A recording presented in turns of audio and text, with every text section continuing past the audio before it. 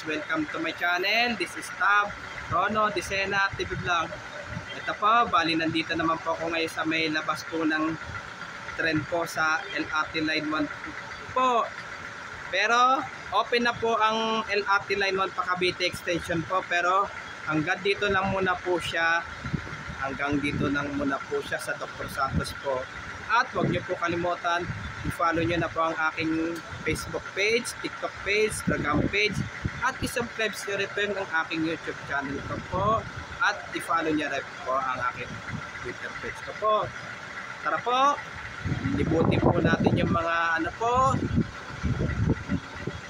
Let's go po!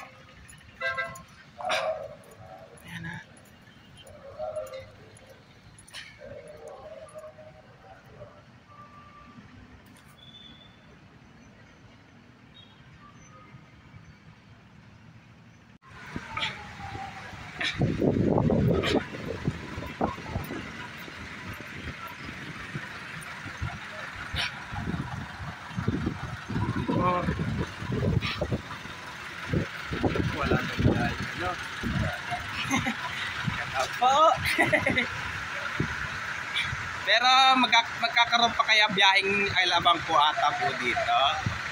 O hindi pa po alam? Hindi pa ako alam, pero sukat, meron po. Ah, sige, sige. Kaya dito na po pasakay po yung mga pasahero po sa PNR po. Sige, maraming salamat po. Oh.